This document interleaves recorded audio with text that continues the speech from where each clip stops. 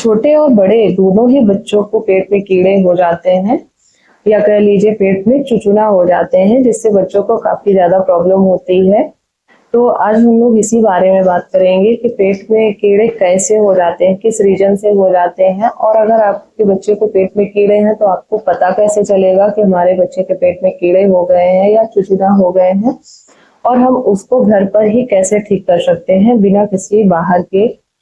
Allopathic medicine से। तो चलिए सबसे पहले हम लोग बात करते हैं कि आपके बेबी को पेट में कीड़े हो कैसे जाते हैं, कौन से रीजन से उनको कीड़े पेट में आ जाते हैं। हमारा फर्स्ट पॉइंट है फ्रेंड्स, अगर बच्चा मिट्टी खाता है। कई बच्चे ऐसे होते हैं जो मिट्टी खाते हैं या फिर जो भी चीज उसने खाई है उसमें धूल धक्कड़ वगैरह हुआ है। मान लीजिए बच्चा है खा रहा है कोई चीज और उससे जमीन में गिर गई, वहां पर गंदा था, धूल लग गई और वापस से उसने उठा के अपने मुंह में डाल लिया, या कोई भी चीजें मुंह में डाल ली है जो नीचे जमीन में पड़ी थी, तो उसमें धूल या बैक्टीरिया वगैरह पेट में उसके चले गए हैं, तो उसकी वजह से उसके पेट में कीड़े हो सकते हैं। हमारा सेकंड पॉइंट है फ्रेंड्स, जैसे बच्चे बासी खाना खाते हैं, यानी कि खाना मान लीजिए खराब हो गया है और बच्चे ने उसको खा लिया, क्योंकि छोटे बच्चे होते हैं उनको मालूम नहीं पड़ता है कि ये खाना खराब है, हमको नहीं खाना चाहिए, तो हम लोग को इस बात का ध्यान जरूर रखना चाहिए। हमारा थर्ड पॉइंट है फ्रेंड्स, खाने पीने से पहले बच्चे अगर हाथ नहीं धुलते हैं,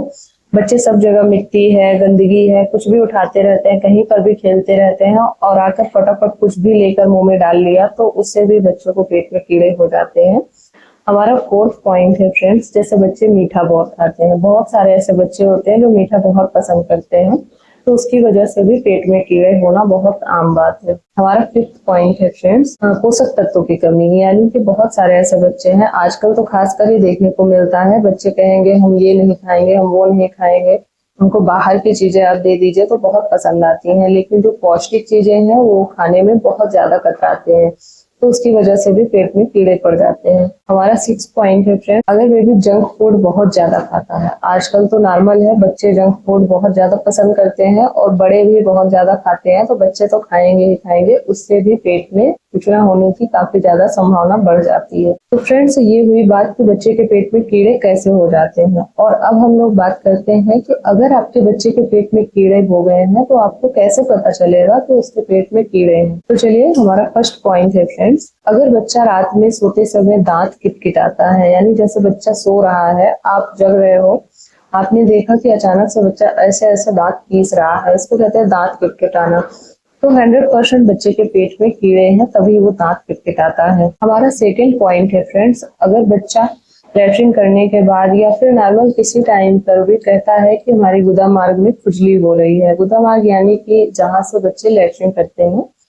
उस पार्ट पे अगर बच्चा बोलता है कि मम्मा यहाँ पर खुजली हो रही है, तो उसको पेट में कीड़े हैं। हमारा थर्ड पॉइंट है फ्रेंड्स, अगर बच्चा सोते समय लार बहाता है, जैसे बच्चा सो रहा है, जिस करवट भी वो सो रहा है उधर से काफी ज्यादा लार बहती है बच्चों के मुंह से, या फिर जैसे आप देखते हो सुबह जब बच्चे उठते हैं पूरा ऐसे मुंह से लार बहकर पूरे मुंह में लगी होती है, तो भी बच्चे के पेट में कीड़े हो सकते हैं। हमारा फोर्थ पॉइंट है फ्रेंड्स, अगर बच्चे को पेट में दर्द हो, अचानक बच्चा बोलता है कि बिल्कुल नॉर्मल है और अचानक कहेगा मम्मा पेट में दर्द हो रहा है, और फिर उसके बाद कहेगा ठीक हो गया है, तो भी बच्चे के पेट में कीड़े हो सकते हैं। हमारा फिफ्थ पॉइंट है, अगर बच्चे को अचानक से भूख नहीं लगती, यानी आपका बच्चा एकदम नॉर्मल है, नॉर्मल खाना पीना है उसका, अच्छे से खा पी रहा है, और फिर अचानक ही बोलने लगता है